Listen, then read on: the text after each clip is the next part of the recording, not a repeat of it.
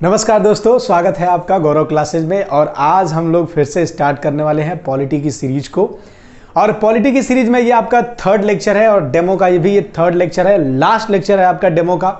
इसके बाद से अभी तक अगर आपने कोर्स को ज्वाइन नहीं किया है तो जल्द से जल्द ज्वाइन कर लो बच्चों, क्योंकि देखिए बहुत ही बेहतरीन तरीके से पढ़ने वाले हैं।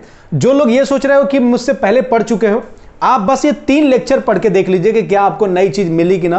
अगर नई चीज नहीं मिली होगी तो मत ज्वाइन करना, आराम से अब मेरा नोट्स पुराना पढ़ना, ठीक है। अगर लगता है कि कुछ नया मिला है तो जरूर जुड़ना, ताकि आपको एक अच्छे वे में मैं आपको एक तरीके से ट्रेन कर सकूं। और एनटीपीसी का एग्जाम आ रहा है तो उसके लिए भी आपके बहुत सहायक होगा। जिन बच्चों को नहीं पता है बायोलॉजी में बहुत बेहतरीन तरीके से पढ़ा चुका हूं, तो लगभग आपका एनटीपीसी में बायोलॉजी तो बहुत हेल्पफुल है। तो अगर उसको नहीं ज्वाइन किया तो जाके ज्वाइन करो बच्चों, क्योंकि वो आपके लिए बहुत जरूरी है। चलिए स्टार्ट करते हैं हम लोग। तो इससे पहले हम लोग जो पॉलिटी में पढ़ रहे थे, डिफरेंट एक्ट को पढ़ रहे थे। इस एक्ट में पिछले वीडियो में मैंने 1909 के एक्ट के बारे में बात किया था और उसके प्रावधानों के बारे में बात किया था। मार्ले मिंटो सुधार उसको कहते हैं। मार्ले कौन था? तो भारत सचिव था। मिंटो कौन था? तो वायसराय था। 1909 में आया। इसके बाद से फिर मैंने बताया कि इसमें मुस्लिमों को सेपरेट इलेक्ट्रोड मिला, यानी पृथक निर्वाचन मिला। पृथक निर्वाचन क्या होता है बहुत अच्छे तरीके से मैंने बताया था।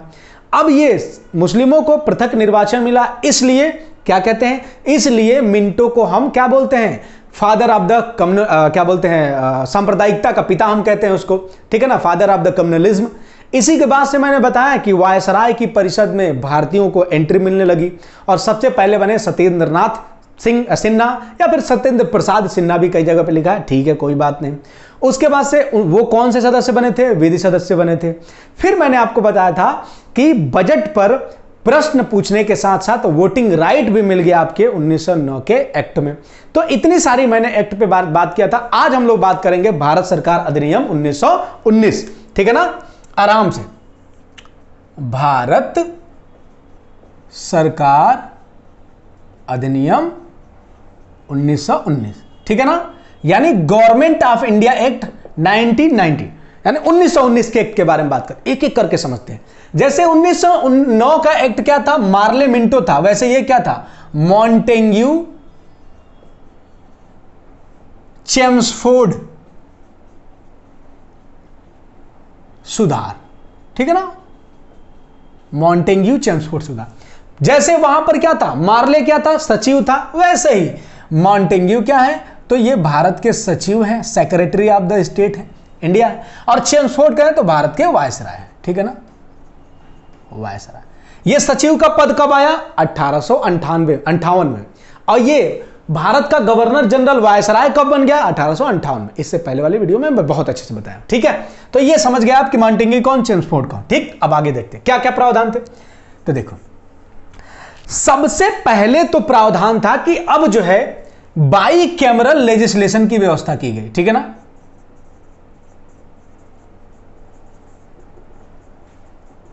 अब आप सोच रहे हो कि sir ji bicameral legislation क्या होता है, ठीक है ना, ये TION होता है, ठीक है ना। यानी ये क्या था? द्विसदनात्मक व्यवस्था। देखो, जो सदन होता है 2 प्रकार का होता है, एक या तो एकात्मक सदन या तो द्विसदनात्मक। मतलब क्या है? जब नियम कानून सिर्फ एक हाउस में बने, एक सदन में बने, एक पार्लियामेंट में बने, तो उसको हम कहते हैं सिंगल वाला। और जब डबल में बने, 2 जगहों पर बातचीत हो, 2 जगहों पर वोटिंग हो, 2 जगह बिल पास हो, तब उसे हम कहते हैं बाई कैमरल लेजिस्लेशन। जैसे आज के समान हमारे पार्लियामेंट में क्या है? एक राज्यसभा है, एक लोकसभा में। क्या सिर्फ लोकसभा में कोई बिल पास हो जाता है तो वो एक्ट बन जाता है क्या? नहीं, लोकसभा में पास होगा तो उसको राज्यसभा में भी पास करना पड़ेगा। अगर दोनों में पास नहीं हुआ तो फेल हो जाएगा। इसी प्रकार इसकी शुरुआत कब से हुई? तो 1919 एक्ट में। यानी सेंटर में लॉ बनाने के लिए 2 हाउस बने। एक हाउस था क्या? एक था स्टेट हाउस, या फिर नॉर्मली इसको हम क्या बोलते हैं, एक था सेंट्रल असेंबली। चलो आगे देखते हैं।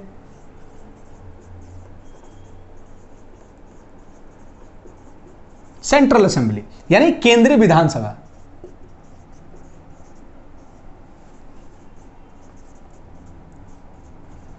ठीक है ना, केंद्रीय विधानसभा। दूसरा क्या था? राज्य परिषद, स्टेट काउंसिल। राज्य परिषद, स्टेट काउंसिल। देखो अब देखो बहुत इजी, यानी उस जमाने में पहले क्या था, लोकसभा राज्यसभा होता था, इस जमाने में प्रेजेंट में, उस जमाने में क्या होता था, सेंट्रल असेंबली और राज्य परिषद हुआ करता था। उस जमाने का लोकसभा यानी वर्तमान का लोकसभा क्या है, उस जमाने का सेंट्रल असेंबली हुआ करता था। वर्तमान का राज्यसभा उस समय क्या होता था, केंद्रीय राज्य परिषद होता था, स्टेट काउंसिल होता था। ठीक है ना। अच्छा ये बताओ कि राज्यसभा में ज्यादा सदस्य होते हैं कि लोकसभा में, आप सभी को पता है लोकसभा में सदस्य ज्यादा होते हैं। तो देखो राज्य परिषद में सदस्य कितने होते थे, तो राज्य परिषद में सदस्य होते थे 60। कितने 60 सदस्य होते थे, 60। ठीक है ना। अच्छा इसमें से 34 क्या होते थे, इलेक्ट होते थे। ठीक है ना। और 26 क्या होते थे, नॉमिनेट होते थे। ठीक है ना, ये ध्यान रखना। यानी अभी क्या है, अभी वर्तमान में राज्यसभा में कुल सीटों की संख्या 250 है, लेकिन चुनाव कितने पे होते हैं, आप कहोगे सर जी 245 पे। और उस 245 में से बच्चा 12 सदस्य नॉमिनेट होते हैं किसके किसके द्वारा, राष्ट्रपति के द्वारा। किन किन क्षेत्रों से, तो कह दो लास्ट से। लास्ट का मतलब, एल का मतलब होता है लिटरेचर, ए का मतलब होता है आर्ट, और एस का मतलब होता है साइंस, और एस का मतलब होता है सोशल साइंस। लास्ट, ठीक है ना। तो 12 सदस्य नॉमिनेट होते हैं किस किस क्षेत्र से, तो लिटरेचर, आर्ट, सोशल साइंस और साइंस। ठीक है ना। तो उस जमाने में कितने होते थे, 26 सदस्य नॉमिनेट होते थे। नॉमिनेट कौन करता होगा, वायसराय करता होगा, बस और क्या। अच्छा सेंट्रल असेंबली में कितने हुआ करते थे साहब, सेंट्रल असेंबली में 144 सदस्य थे। कितने, 144। 104 कहां से, तो 104 इलेक्ट होते थे, और बाकी कितने बचे, तो 40 ये क्या होते थे, नॉमिनेट होते थे। ठीक, बात समझ जाओ। बाई कैमरल लेजिस्लेशन की बात की गई, यानी द्विसदनात्मक व्यवस्था की बात की गई। एक था सेंट्रल असेंबली, एक था स्टेट हाउस। सेंट्रल असेंबली में 144 सदस्य, 144 में से 104 इलेक्ट होके आते थे, और 40 क्या, नॉमिनेट होके आते थे। उसके साथ साथ स्टेट हाउस में 60 सदस्य होते थे, जिसमें से 34 इलेक्ट होके और 26 नॉमिनेट होके। इतना ईजी है, आराम से हो गया। ठीक है ना। अब आगे चलते हैं। तो पहला पॉइंट क्या जानना है कि आपको बाई कैमरल लेजिस्लेशन की बात की गई, इसमें ध्यान रखना। अच्छा आगे थोड़ा मैं मिटा दूं क्योंकि मुझे थोड़ी जगह चाहिए। ठीक है ना। अब बिना जगह के तो मजा आएगा नहीं, आप जानते हो। ठीक है ना। तो इसको मैं थोड़ा सा मिटा दे रहा हूं, ठीक है ना, क्योंकि चाहिए जगह। ठीक है, इसको मिटाते हैं थोड़ा सा, और देखो एकदम आसानी से। ठीक है ना, इसको भी मैं मिटा रहा हूं कि सिर्फ बाई कैमरल लेजिस्लेशन ध्यान रखना, बाकी ये आप आराम से नोट कर लीजिएगा। ठीक है। अब चलो आगे थोड़ा बढ़ते हम लोग। अच्छा जब बाई कैमरल लेजिस्लेशन की बात हो गई, उसके बाद से कुछ और बात होते हैं। सेकंड पॉइंट क्या, सेकंड पॉइंट यह हुआ कि इस एक्ट के माध्यम से राज्य में क्या किया गया, यानी स्टेट में, राज्य में द्वैध शासन अपनाया गया। ठीक है ना, ठीक है ना, या फिर ड्यूअल गवर्नमेंट स्टार्ट किया गया। राज्य में ड्यूअल गवर्नमेंट स्टार्ट किया गया, मतलब क्या, देखो अभी मैं समझाता हूं। जब किसी राज्य पे, जैसे मान लो अभी क्या है, अभी हमारे यहां आपके उत्तर प्रदेश में मोदी जी का भी शासन चलता है, योगी जी का शासन चलता है। तो क्या दोनों सरकारें नहीं है, दो सरकारें हैं। तो ड्यूअल गवर्नमेंट का मतलब है कि जब दो सरकारें हो बेसिकली। ठीक है ना। बाकी इसके पीछे बहुत सारे पेच है, वो आपके लिए जरूरी नहीं है, लेकिन फिलहाल ड्यूअल गवर्नमेंट का मतलब समझिए कि दो लोगों का शासन। तो कैसे, जैसे देखो इन्होंने राज्य में क्या कर दिया, दो शासन कर दिया। देखो एक क्या था, ये सेंटर था, यानी ये केंद्र था, सेंटर के बाद से क्या था, स्टेट था, यानी राज्य होते थे। ठीक, अब देखो सेंटर में कौन होता था, तो सेंटर में आपका वायसराय होता था, वायसराय, और उसकी परिषद होती थी। उसके साथ साथ स्टेट में क्या होता था, तो स्टेट में होता था एक गवर्नर, ठीक, और एक बात हो गई मंत्रियों की, यानी मिनिस्टर्स। ठीक है ना। स्टेट में कौन, तो एक गवर्नर और एक मिनिस्टर। अब देखो पहले ये जो मिनिस्टर करते थे ये गवर्नर को कहते थे, और गवर्नर जैसे आज के सीजन में वैसे चलता था। लेकिन इस एक्ट के माध्यम से 19 के एक्ट के माध्यम से क्या कर दिया गया, कहा गया कि देखो अब क्या करना है, कुछ सब्जेक्ट हैं, जैसे कुछ ऐसे मुद्दे हैं जिसको दो भागों में बांट दिया। जितने भी स्टेट के सब्जेक्ट थे इनको दो भागों में बांट दिया गया। क्या, एक कर दिया गया रिजर्व और एक कर दिया गया ट्रांसफर। यानी रिजर्व मतलब आरक्षित और ट्रांसफर मतलब हस्तांतरित, यानी जो राज्य सूची के विषय थे, यानी जिन पर राज्य कानून बनाता था, उस सूची को दो भागों में बांट दिया गया। एक क्या था, रिजर्व, और दूसरा था ट्रांसफर। तो जो रिजर्व था, जो आरक्षित था, उस पर नियम कौन बनाता था, तो रिजर्व पर नियम बनाता था गवर्नर राज्य का। और जो ट्रांसफर था वो किस पे बना गया, वो मंत्री बनाते थे, यानी जो मिनिस्टर होती थी वो बनाती थी। अगर आपको फिर नहीं समझ तो चलो बताते फिर से। अभी क्या है, अभी क्या है, तो आप जानते हैं कि हमारी 7वीं अनुसूची में हमारे पूरे भारत के जितने भी शासन करने वाले सब्जेक्ट हैं उनको 3 भागों में बांटा हमने। केंद्र सूची जिस पे नियम केंद्र बनाता है, राज्य सूची जिस पे राज्य बनाता है, और जो तीसरी है समवर्ती, जिस पे समवर्ती सूची पे दोनों बनाते हैं। अब देखो, अब राज्य सूची है ना, तो राज्य सूची पर नियम कौन बनाता था, एक तो गवर्नर होता है अपने राज्य का, और हमारे मंत्रिपरिषद होती है यानी योगी जी, और फिर आनंदीबेन पटेल। तो नियम कौन बनाता है, योगी जी बनाते हैं ना, और योगी जी बना के उस पर साइन कर देती है कौन, आनंदीबेन पटेल। तो ये क्या है, राज्य में एक ही सरकार है ना, दो अलग है क्या, नहीं।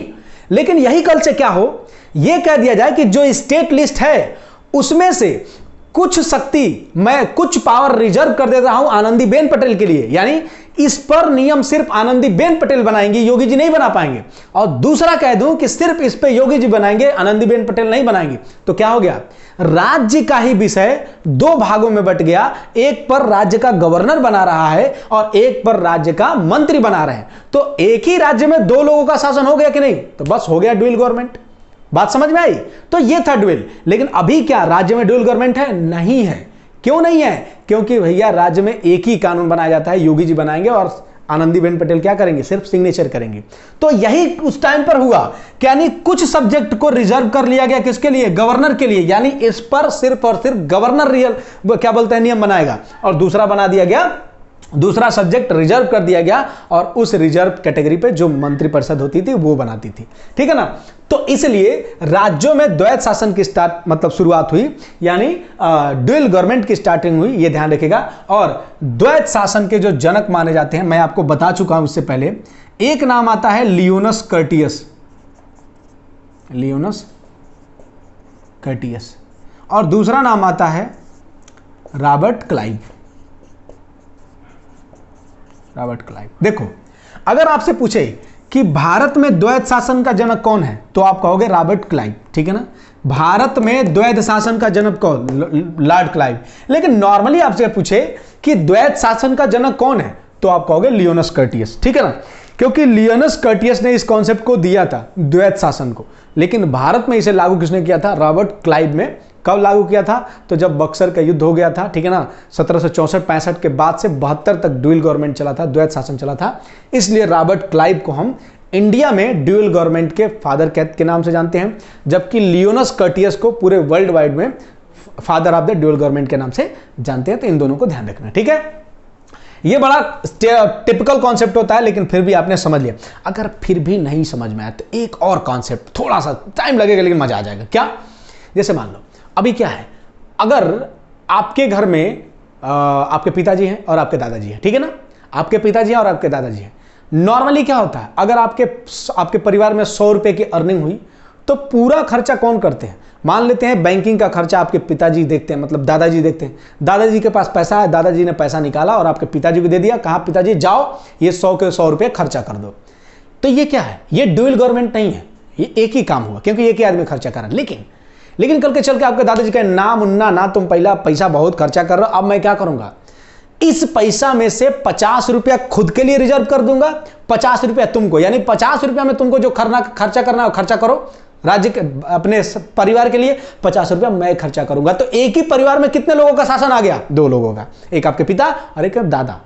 तो ये क्या हो गया, ड्यूल गवर्नमेंट हो गया। ठीक है ना, जब इकलौता होगा तो सिंगल गवर्नमेंट। ठीक है ना, ये ध्यान रखना। आई होप कि क्लियर हो गया होगा, और नहीं क्लियर हो गया तो अपने दिमाग पर एक थप्पड़ मारो, काम हो जाएगा। ठीक है ना, तो ये भी ध्यान रखना। सेकंड पॉइंट इसको मिटा दिया मैंने।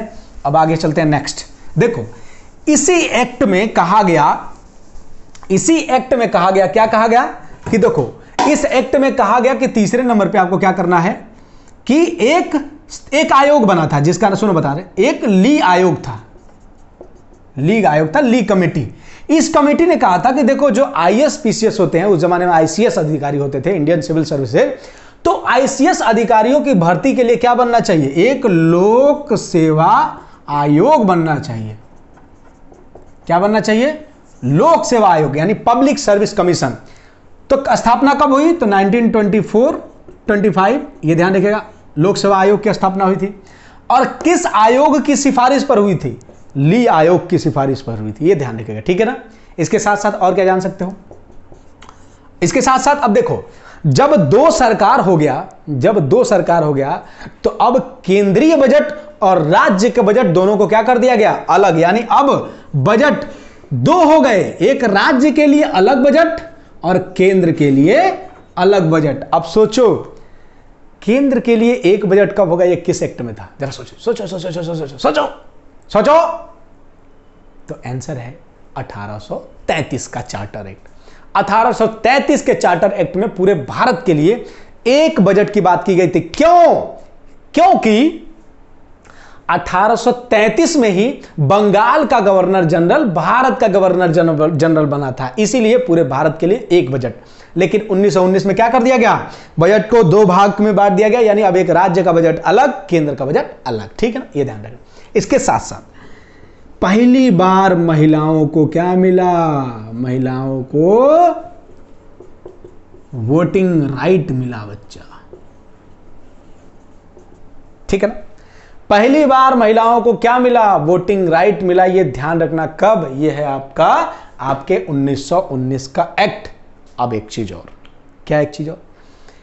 1861 के एक्ट में मैंने बताया था अध्यादेश पारित करने का अधिकार किसको मिला था? तो आप कह दोगे वायसराय को, ठीक है ना। अध्यादेश का पारित करने का किसको मिला था? वायसराय को। अब यहां पर क्या है? अब एक काम आ जाता है वीटो का, ठीक है ना। वीटो पावर क्या होता है बता रहा हूं। वीटो पावर यानी जो वायसराय था उसको क्या मिल गया 1919 में? 1919 के एक्ट के माध्यम से वायसराय को वीटो पावर भी मिल गया। मतलब क्या? वीटो पावर का मतलब क्या होता है? जब सब कुछ ठीक चले और जब तुम अपना बटन दबा दो वीटो वाला तो वो काम बंद हो जाए, वो काम एकदम रसातल में चला जाए, उसे हम कहते हैं वीटो पावर। जैसे आज क्या है, यूनाइटेड नेशन में 5 परमानेंट मेंबर है जिसको हम P5 नेशन कहते हैं। और वो P5 नेशन क्या करते हैं? जब भी कोई प्रस्ताव होता है, एक भी बंदा अगर उसको ब्लॉक कर दिया तो वो उस पर चर्चा ही नहीं होती है। इसका मतलब उन सभी के पास क्या है? वीटो पावर है। इसके साथ साथ हमारे भारत में राष्ट्रपति के पास क्या है? वीटो पावर है। वो वीटो पावर करके क्या कर सकता है? किसी भी विधेयक पर मंजूरी नहीं दे सकता है। तो ये वीटो पावर भी कब मिला? 1919 के एक्ट में, ठीक है ना, ये ध्यान रखना। अब इसके बाद से और क्या ध्यान रखना है? देखो, इसके बाद से और आपको ध्यान रखना है कि देखो, इससे पहले के जितने भी एक्ट थे उस एक्ट में कोई जांच आयोग नहीं था। जांच आयोग का मतलब, जैसे 1919 का एक्ट आया तो उसकी चेकिंग करने के लिए कोई नहीं था कि क्या 1909 का एक्ट जब आया था तो सही था, उसमें जो जो प्रावधान थे वो लागू हुए कि नहीं हुए, उसमें जो भी प्रावधान थे क्या वो हमारे भारत के लिए ठीक थे कि नहीं ठीक है, कैसे उसका इंप्लीमेंटेशन हुआ, कोई चेकिंग करने के लिए नहीं था। लेकिन 1919 के एक्ट में यह कहा गया कि एक वैधानिक आयोग होगा। क्या होगा?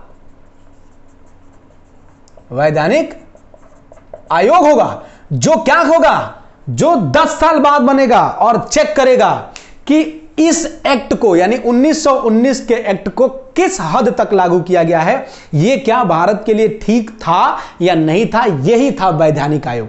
अब आपके दिमाग में एक चीज याद आ रहा हो, क्या? Simon commission. साइमन कमीशन याद है ना 1927 का, जिसमें लाला जी को लाठी पड़ गई थी और लाला जी मर गए थे। याद है? याद है? नहीं याद है तो जान लो।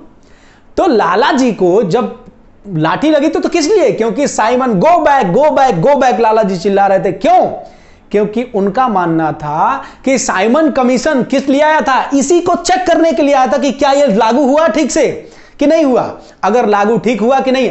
अब इसको चेक करने के, जरा बताओ लागू किस पे हुआ था? भारतीयों पे। तो भारतीय बताते ना कि लागू ठीक से हुआ कि नहीं हुआ। तुमने हमसे शासन किया, हमसे तो पूछो शासन किया तो कैसा लगा हमको, और तुमने हमसे पूछा ही नहीं। साइमन कमीशन में एक भी भारतीय सदस्य नहीं, सब के सब इंग्लैंड से, तो वो क्या बताएंगे कि ठीक है कि नहीं है।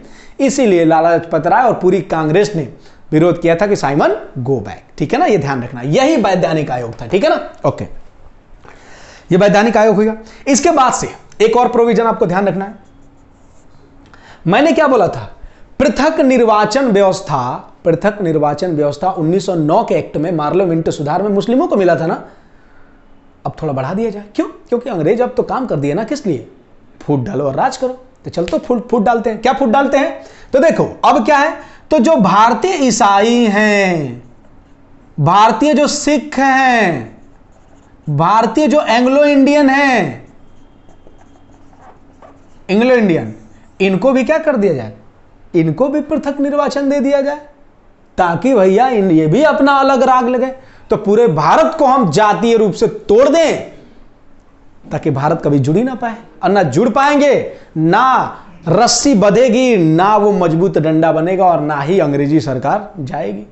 तो ये था अंग्रेजों का पूरा नियम कानून। 1919 का एक्ट ये था। अगर फिर से नहीं समझा, चलो एक बार फिर से रिवीजन कर लेते हैं। बाई कैमरल लेजिस्लेशन बना, जिसमें एक सेंट्रल असेंबली और एक स्टेट हाउस, ठीक है ना। सेंट्रल असेंबली में क्या था कि 144 सदस्य थे सेंट्रल असेंबली में, जिसमें 104 सदस्य क्या थे? 104 सदस्य इलेक्टेड थे और 40 क्या थे? नॉमिनेट थे। स्टेट हाउस में क्या था? स्टेट हाउस में जो सदस्य थे 60 थे, 34 और 26 की बात हुई। एक और चीज देखो, रिवीजन करने में यही फायदा, चीजें याद आ जाती हैं, कोई नई चीजें याद आती। क्या नई चीज पता है? जो स्टेट ये था, क्या नाम है, दो मैंने बताया, से बोल दे रहे हैं, लिख लेना। एक था स्टेट हाउस, हाँ, एक था सेंट्रल असेंबली। तो सेंट्रल असेंबली का कार्यकाल जानते हो कितना था? सेंट्रल असेंबली का कार्यकाल था 3 वर्ष। कितना था? 3 वर्ष। आज बताओ, लोकसभा का कार्यकाल ज्यादा है कि राज्यसभा? तो कहोगे राज्यसभा सर जी 6 साल का होता है, लोकसभा 5 साल का होता है। तो उस जमाने में लोकसभा कौन था? उस जमाने का लोकसभा सेंट्रल असेंबली था। तो सेंट्रल असेंबली 3 साल, ठीक है ना। सेंट्रल असेंबली में लोग कितने साल के लिए चुने जाते थे? 3 साल के लिए। और स्टेट काउंसिल में लोग कितने साल के लिए चुने जाते थे? स्टेट काउंसिल में लोग 5 साल के लिए चुने जाते थे। ध्यान रखना, यानी सेंट्रल असेंबली की वैधता होती थी 3 साल, स्टेट काउंसिल की वैलिडिटी होती थी 5 साल। ये ध्यान रखना, लिख लेना, रिवीजन में मैं बता दिया आपको, ठीक है ना। फिर उसके बाद से राज्यों में द्वैत शासन की व्यवस्था की गई, जिसमें मैंने आपको बता दिया। फिर उसके बाद से ली आयोग की सिफारिश पर लोक सेवा आयोग की स्थापना हुई। फिर मैंने उसके बताया कि बजट को 2 भागों में बांट दिया गया, राज्य का बजट, केंद्र का बजट अलग अलग। फिर महिलाओं को क्या मिला? वोटिंग राइट मिला, ये भी मैंने बता दिया। वीटो पावर मिल गया वायसराय को, ये भी मैंने बता दिया। फिर वैधानिक आयोग, तो साइमन कमीशन आया था, जानते ही हैं, इसके बारे में मैंने बता दिया। ईसाई, सिख और एंग्लो इंडियन को क्या मिल गया? पृथक निर्वाचन। अब चलते हम लोग नेक्स्ट पे, ठीक है ना। अब हमारा एक एक्ट बचा है 35 का एक्ट, ठीक है ना, और बहुत ही इंपॉर्टेंट है वो। मजा आ रहा है कि नहीं? मजा तो आनी चाहिए। देखो, अगर नहीं आता है तो फिर तो यार, तो फिर मेरा मेहनत बेकार है, ठीक है ना। फिर मैं खुद सुधार करूंगा अपने में, क्या करूंगा, क्योंकि देखो जब तक मजा नहीं आया, आपको चीजें याद ना हो जाए, फिर तो पढ़ाई का कोई मतलब ही नहीं है, ठीक है। चलो आगे बढ़ते हैं। देखो अब हम लोग पढ़ेंगे 1935 का एक्ट, ठीक है। अब आगे आते, देखो 1935 का 1935 का एक्ट। अब 1935 के एक्ट में क्या क्या प्रोविजन था, देखो मैं आपको बता रहा हूं। 1935 का एक्ट हुआ था जब गोलमेज तीनों सम्मेलन हो चुके थे।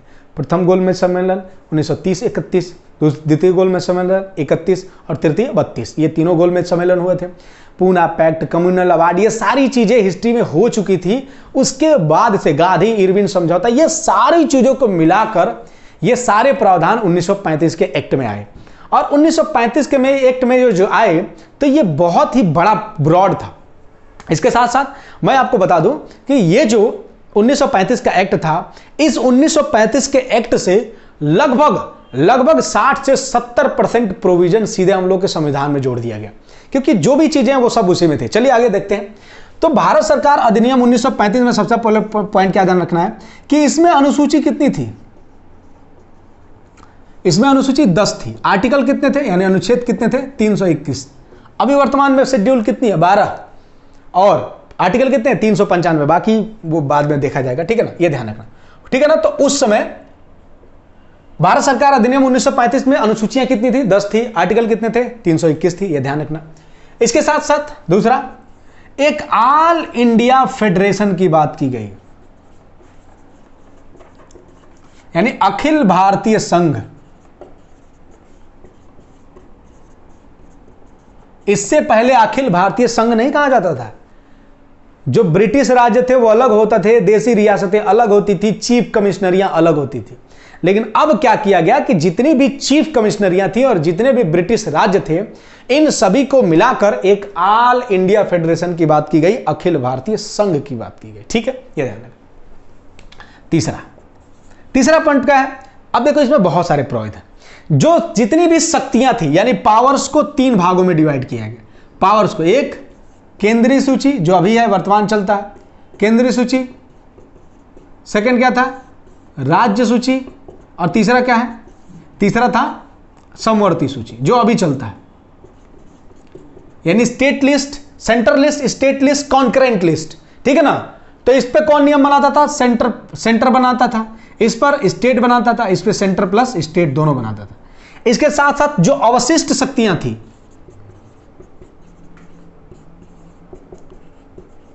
अवशिष्ट शक्तियां यानी रेजिडुअल पावर, रेजिडुअल पावर पे कौन नियम बनाता था? तो वायसराय बनाता था। अभी वर्तमान में अवशिष्ट शक्तियों पे नियम कौन बनाता है? केंद्र सरकार बनाती है। ध्यान रखना, अवशिष्ट शक्तियां का मतलब जो तीनों लिस्ट में नहीं है, इसमें भी नहीं है, इसमें भी नहीं, इसमें नहीं। तो जो अवशिष्ट शक्तियां होती थी उस पे नियम कौन बनाता था? उस समय वायसराय बनाता था। ये ध्यान रखना, ठीक है ना? ये बहुत अच्छा पॉइंट है। फिर उसके बाद से नेक्स्ट पॉइंट क्या है? नेक्स्ट पॉइंट का तो कि सर जी जो बर्मा था ना, जो म्यांमार, वो इसी 1935 के एक्ट से भारत से क्या हो गया? अलग हो गया। यानी 1935 के एक्ट से ही भारत से वर्मा जो है, यानी म्यांमार जो है, अलग हो गया। ये ध्यान रखना है आपको, ठीक है ना? उससे पहले वर्मा भी भारत में ही आता था, लेकिन उस एक्ट के माध्यम से वर्मा से क्या हो गया? अलग हो गया। फिर उसके बाद से क्या प्रोविजन थे? प्रोविजन नंबर फिक्स, एक आरबीआई की स्थापना हुई। आप जानते हैं कि आरबीआई एक्ट आया था 1934 का, ठीक है ना? तो 1935 में आरबीआई की भी स्थापना हुई थी। आप जानते हैं कि 1 अप्रैल 1935 को आरबीआई की स्थापना है। तो एक केंद्रीय बैंक की स्थापना की गई, आरबीआई। एक सुप्रीम कोर्ट की स्थापना हुई, यानी सुप्रीम कोर्ट की स्थापना हुई, एससी की, ठीक है ना? ये भी ध्यान रखिएगा आप लोग। यानी एक आरबीआई बना, यानी केंद्रीय बैंक बना। एक आपका केंद्रीय क्या बोलते हैं, न्यायालय भी बना, सुप्रीम कोर्ट जिसको हम कहते हैं, ये भी ध्यान रखिएगा। उसके साथ साथ आपको और क्या ध्यान रखना है? अब देखो इसके बाद से जो पृथक निर्वाचन शुरुआत में 1909 में किसको मिला था? मुस्लिमों के लिए। 1919 में किसको मिल गया? 1919 में किसको मिल गया? तो आप कह देंगे जो भारतीय ईसाई थे, भारतीय जो सिख थे, और जो भारतीय एंग्लो इंडियन थे, इन तीनों को मिल गया। अब थोड़ा और फूट डाल दिया जाए तो किसमें फूट डाल दिया जाए? तो हिंदू धर्म में ही फूट डाल दिया जाए, यानी दलितों को। क्योंकि अंबेडकर जी ने मांग किया था ना, जो 3 गोलमेज सम्मेलन हुए थे, उसमें अंबेडकर जी ने मांग रखा था कि इनको पृथक निर्वाचन मिला। तो अंग्रेज मान गए, तो दलितों को मिल गया, महिलाओं को मिल गया, महिलाओं को भी पृथक निर्वाचन मिल गया, मजदूर वर्ग को भी मिल गया, ठीक है ना? मजदूर वर्ग को भी मिल गया पृथक निर्वाचन। तो अब तो घोर फूट डालो और राज करो की नीति शुरू हो गई। तो इतनी चीजें इसमें धकाधक होती रहे, समझ गए ना? तो ये बहुत ही मतलब, और क्या बता, और देखो और प्रोविजन क्या थे, और अगर जोड़ना चाहे तो 10% जनसंख्या को क्या मिल गया? 10% जनसंख्या को वोटिंग राइट मिला। 10% जनसंख्या को क्या मिला? वोटिंग राइट मिला। तो 10% जनसंख्या को वोटिंग राइट का मतलब, उस जमाने में जो पैसे से मजबूत होता था, पढ़ाई लिखाई करता था, जो अभिजात वर्ग होते थे, जमींदार होते थे, वो वोटिंग करते थे। सभी लोग को वोटिंग राइट नहीं मिलता था, ये ध्यान रखना, ठीक है ना? तो 10% जनसंख्या को वोटिंग राइट मिल गया। इतनी सारी बातें हो गई, ठीक है ना? अवशिष्ट शक्तियां, ध्यान रखना, वायसराय के हाथ में थी। ये बहुत ही इंपॉर्टेंट लाइन है। और सबसे इंपॉर्टेंट, सबसे द मोस्ट इंपॉर्टेंट क्या था? इससे पहले व्यक्त में क्या था? राज्य में द्वैध शासन की व्यवस्था की गई थी ना, इसमें उल्टा हो गया। क्या हो गया? अब क्या हो गया? केंद्र में क्या हो गया? द्वैध शासन हो गया। केंद्र में क्या हो गया प्रभु? द्वैध शासन हो गया। यानी अब जो राज्य में द्वैध शासन था 1919 में, उसको हटाकर केंद्र में द्वैध शासन कर दिया गया, और राज्यों को क्या मिल गया? स्वायत्तता। स्वायत्तता कैसे? अरे भैया, जब पहले उनको 100 रुपया दे के आप 100 रुपया देते थे, 100 रुपया उनको मिलता था, लेकिन उस 100 में से कहते थे तुम सिर्फ खाली 50 रुपये ही खर्चा कर पाओगे। तो भाई तुम तो उनको बांधे थे ना। अब वो 100 रुपये का 100 रुपया खर्चा करेंगे तो उनको ऑटोनॉमी मिल गई, स्वायत्तता मिल गई, फ्रीडम मिल गई। तो इसीलिए क्वेश्चन पूछता है, क्या पूछता है? कि राज्यों को स्वायत्तता किस एक्ट के माध्यम से मिली? तो 1935, ठीक है ना? राज्य से द्वैध शासन हटाया कब गया? 1935। राज्यों से द्वैध शासन हटाकर केंद्र में कब लगाया गया? 1935। या फिर केंद्र में द्वैध शासन कब लगाया गया? 1935। और राज्य में द्वैध शासन कब लगाया गया? तो 1919। ये प्रोविजन आपको ध्यान रखने बहुत ही अच्छे। इसके बाद से फिर आपका एक एक्ट आया 1947 का भारत स्वतंत्रता अधिनियम, ठीक है ना, भारत स्वतंत्रता अधिनियम एक्ट आया। और इस स्वतंत्रता अधिनियम में दो बातें कहेंगी कि 14 अगस्त 1947 को पाकिस्तान एक देश बनेगा और 15 अगस्त 1947 को हमारा भारत बनेगा। तो ये पूरा जो प्रोफार्मा था, ये आपका जो संवैधानिक विस्तार था 1773 से लेकर 1947 तक, ये सारा मैंने कवर कर लिया 3 वीडियो लेक्चर में। कैसा लगा जरूर बताना, और कोई भी कमी हो तो जरूर मैसेज करना मुझे, ताकि मैं उसको सुधार सकूं। अगर आपको अच्छा लगे तो आप बैच को जरूर ज्वाइन करिएगा, क्योंकि एनटीपीसी को टारगेट करके ये सारी चीज़ें काम की जा रही है, तो आपका वो बहुत ही बेहतरीन तरीके से तैयार हो जाएगा। 40 क्वेश्चन आपके जीएस में आने वाले हैं, तो मान के चलिए आपका 7 से 8 क्वेश्चन पॉलिटी से आएगा, तो आप एक बहुत ही बेहतरीन सिचुएशन में होंगे। प्लस किसी भी एग्जाम में आपका पॉलिटी ये काम करने वाला है, तो इसलिए आप जल्द से जल्द जुड़िए। 10 तारीख आखिरी डेट है, उसके बाद से फर्जी में आपको ज़्यादा पैसे देने पड़ जाएंगे, इसलिए आप जल्द से जल्द इसमें जुड़ जाइए। जुड़ने के लिए क्या करना है, तो कमेंट बॉक्स में आप डिस्क्रिप्शन बॉक्स में आपको टेलीग्राम ग्रुप का लिंक मिल जाएगा, उस लिंक के माध्यम से भी आप पूछ सकते हो, या फिर उसी में आपको मोबाइल नंबर्स भी प्रोवाइड किए गए हैं जो डिस्क्रिप्शन बॉक्स में, उस फोन नंबर्स पे आप कॉल कर लेंगे तो आपको जानकारी मिल जाएगी। और बहुत ही शॉर्ट टर्म फीस रखा हम लोगों ने, वो फीस नहीं है, मैं बोलता हूँ बार बार, वो सिर्फ आपका एक टाइपिंग कराने का खर्चा होता है, क्योंकि टेस्ट भी कराना रहता है, तमाम चीज़ें हैं, तो बस वही है और कुछ नहीं है। तो चलिए मिलते हैं आपको इसी तरह के नेक्स्ट लेक्चर में। अब हम लोग पढ़ेंगे संविधान सभा, कॉन्स्टिट्यूशनल असेंबली, तो अच्छे से आप लोग इसको तैयार करते रहिए, नोट्स बनाते रहिए, ठीक है ना। तो मिलते हैं इसी तरह के नेक्स्ट लेक्चर में, तब तक के लिए जय हिंद, जय भारत।